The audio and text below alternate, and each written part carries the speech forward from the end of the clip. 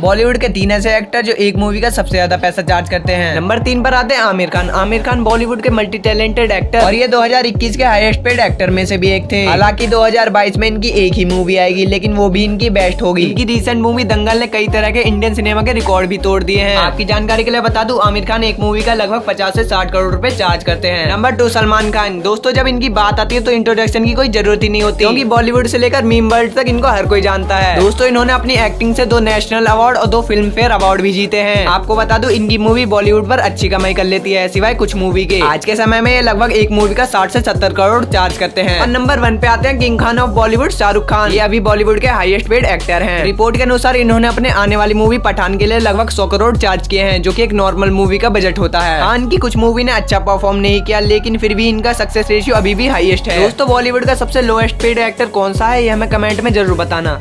Indian cinema के 3 सबसे बड़े तलाक जिनको सुनकर आपके होश उड़ जाएंगे। Number 3 Aamir Khan and Kiran Rao. इन्होंने अपने तलाक को 3 जुलाई 2021 को सोशल मीडिया पर सबके सामने अनाउंस किया था। इन्होंने आपसी मतभेद और टेंशन के कारण तलाक लेने का फैसला किया था। दोस्तों, आपको जानकर हैरानी होगी, किरण ने इस तलाक के लिए आमिर खान से उनकी प्रॉपर्टी का 50% हिस्सा मांगा था। और यही नहीं, उन्होंने अपने बेटे आजाद की परवरिश के लिए आमिर खान से 10 करोड़ की डिमांड भी करी थी। नंबर 2 ऋतिक रोशन और सुजैन खान। इन्होंने अपनी शादी के 14 साल बाद यानी कि 2014 में डिवोर्स लेने का फैसला किया। सुजैन ने ऋतिक से तलाक के लिए करीब 400 करोड़ की डिमांड करी थी, जिसमें से इनका सेटलमेंट 380 करोड़ में हुआ था। दोस्तों, आपको नहीं लगता ये बहुत बड़ा अमाउंट है? नंबर 1 नागा चैतन्य और समांथा। दोस्तों, इन दोनों कपल्स का शादी के मात्र 5 साल में ही डिवोर्स हो गया। इन्होंने भी 2 अक्टूबर को सोशल मीडिया के जरिए अपना डिवोर्स अनाउंस किया था। दोस्तों, नागा चैतन्य की तरफ से इनको डिवोर्स के तौर पर 200 करोड़ रुपए ऑफर हुए थे, जिसको लेने से समांथा ने साफ इनकार कर दिया। 200 करोड़ रुपए छोड़ना कोई आम बात नहीं है, इसीलिए हमारी लिस्ट में नंबर 1 पर है। डिवोर्स के बारे में आपका क्या मानना है, कमेंट में बताना और हमारे चैनल को सब्सक्राइब करना मत भूलना। बॉलीवुड में अब तक की सबसे फनी मूवी। दोस्तों, पिछली वीडियो पे आपको बहुत अच्छा रिस्पांस रहा था, इसीलिए वीडियो का पार्ट 2 है। लिस्ट में नंबर 3 पर आती है दे दनादन मूवी। दोस्तों, हेरा फेरी मूवी की तरह ही परेश रावल, सुनील शेट्टी और अक्षय कुमार ने इस मूवी को फनी बनाया है। दोस्तों, शुरू में तो ये मूवी बहुत नॉर्मल लगती है, लेकिन इसके एंड में पहुंचते पहुंचते हमें बहुत हंसी दिलाती है। आपकी जानकारी के लिए बता दूं, इस मूवी के कुछ सीन हॉलीवुड और कुछ सीन मलयालम की वेत्तम मूवी से लिए गए हैं। और नंबर 2 पर आती है 2003 में रिलीज हुई मुन्ना भाई MBBS। इस मूवी को संजय दत्त की बेस्ट मूवीज में से एक माना जाता है, क्योंकि उन्होंने एक्टिंग ही ऐसी करी थी। ये मूवी हिट ही नहीं गई थी, बल्कि इसके कई डायलॉग अभी भी लोगों की जुबां पर रहते हैं। इस मूवी में एक गैंगस्टर अपने पापा का सपना पूरा करने के लिए मेडिकल कॉलेज में डॉक्टर बनने के लिए आता है। और यही नहीं, इस मूवी के लिए पहले विवेक ओबरॉय और अनिल कपूर को चुना गया था। नंबर 1 पे जो मूवी आती है उसका नाम है पीके। ये मूवी पूरी एक एलियन पर बनी है, जिसका पृथ्वी पर आकर रिमोट खो जाता है, जो कि उसके वापस जाने का एकमात्र साधन था। आपको जानकर हैरानी होगी, इस मूवी को भी मुन्ना भाई MBBS के डायरेक्टर ने ही डायरेक्ट किया है। ये तो हुई लिस्ट की बात। आपके हिसाब से सबसे फनी मूवी कौन सी है, ये हमें कमेंट में जरूर बताना।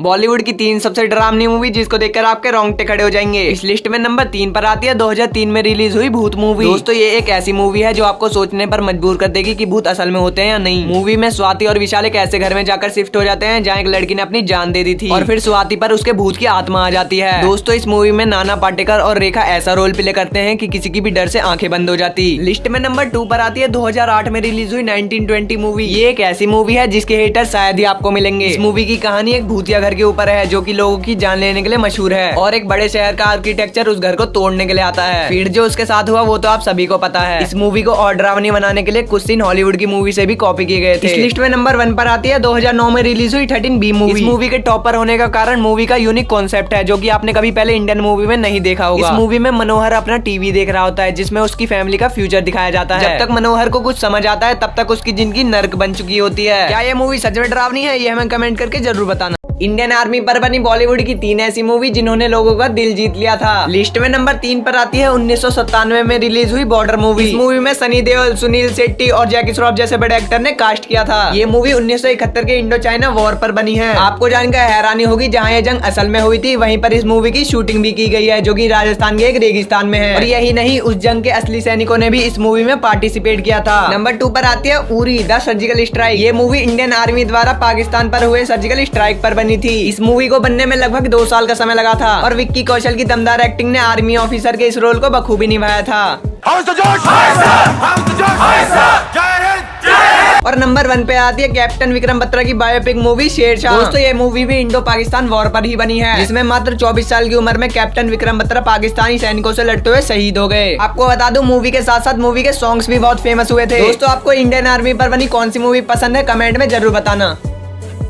दोस्तों आपने हॉलीवुड की साई-फाई मूवीज तो बहुत देखी होंगी, लेकिन मैं आज आपको बताने जा रहा हूँ बॉलीवुड की 3 सबसे अच्छी साई-फाई मूवीज के बारे में। लिस्ट में नंबर 3 पर आती है 1987 में रिलीज हुई मिस्टर इंडिया मूवी। ये फिल्म इंडियन सिनेमा के सबसे यादगार फिल्मों में से एक रही है। खासकर इसमें सुपर हीरो और इनविजिबल कर देने वाली घड़ी का कॉन्सेप्ट, जो कि 80s के दशक में आम बात नहीं थी। और इस लिस्ट में नंबर 2 पर आती है 2010 में रिलीज हुई रोबोट मूवी। मात्र 160 करोड़ के बजट वाली ये मूवी उस समय बॉक्स ऑफिस पर छा गई थी, क्योंकि इस मूवी के जैसे CGI VFX उस समय की किसी भी इंडियन मूवी में नहीं थे। और यही नहीं, इस मूवी ने अपने स्पेशल इफेक्ट और प्रोडक्शन डिजाइन के चलते 2 फिल्म फेयर अवार्ड भी जीते थे। और लिस्ट में नंबर 1 पर आती है 2003 में रिलीज हुई ऋतिक रोशन की ये मूवी कोई मिल गया। ये उन चुनिंदा मूवीज में से एक है जिनमें एलियन का कॉन्सेप्ट आता है। दोस्तों दुख की बात तो यह है, ये बॉलीवुड का ओरिजिनल कंटेंट नहीं था, इसे हॉलीवुड की मूवी से कॉपी किया गया था। लेकिन बावजूद इसके इस मूवी को बहुत प्यार मिला, और इसके जादू वाले कैरेक्टर को कोई कैसे भूल सकता है। आप इस मूवी की पॉपुलैरिटी का अंदाजा इसी बात से लगा सकते हैं कि इसके बाद इन्होंने इसके 2 और पार्ट निकाल दिए। दोस्तों मुझे तो सबसे बढ़िया मूवी कोई मिल गया लगी, आपको कौन सी लगी? बॉलीवुड के 3 ऐसे एक्टर जिन्होंने अभी तक सबसे ज्यादा फिल्में करी हैं। लिस्ट में नंबर 3 पर आते हैं बॉलीवुड के सबसे आइकॉनिक विलन में से एक अमरीश पुरी। दोस्तों ये अपने शुरुआती समय में एक सरकारी नौकरी किया करते थे, और जब इनको फिल्मों में अच्छे रोल मिलने लगे तो इन्होंने अपनी A ग्रेड वाली सरकारी नौकरी को भी छोड़ दिया। आपको बता दूं ये अपने जमाने के सबसे हाईएस्ट पेड विलन थे, और अगर इनके मूवी करियर की बात करें तो ये 450 से भी ज्यादा फिल्में कर चुके थे। लिस्ट में नंबर 2 पर आते हैं अनुपम खेर। इन्होंने अपने एक्टिंग करियर की शुरुआत एक छोटे रोल प्ले से करी थी। आपको जानकर हैरानी होगी, इन्होंने अपनी लाइफ का पहला रोल प्ले एक 65 साल के बुजुर्ग के रूप में किया था। और अगर इनके मूवी करियर की बात करें तो ये अभी तक 500 से ज्यादा मूवी कर चुके हैं, और इनकी ट्रेंडिंग चल रही मूवी द कश्मीर फाइल्स है। और लिस्ट में नंबर 1 पे है शक्ति कपूर। आपने इनको या तो फनी रोल में देखा होगा या विलन के रोल में, मगर इनका परफॉर्मेंस दोनों में ही काफी अच्छा रहता है। इन्होंने सबसे बेस्ट एक्टिंग अंदाज अपना मूवी में करी थी, जिसमें इन्होंने क्राइम मास्टर गोगो का रोल प्ले किया था। और अगर इनके एक्टिंग करियर की बात करें तो ये अभी तक 700 से ज्यादा मूवी कर चुके हैं। दोस्तों आपको इनमें से सबसे बढ़िया एक्टिंग किसकी लगती है, कमेंट में जरूर बताना।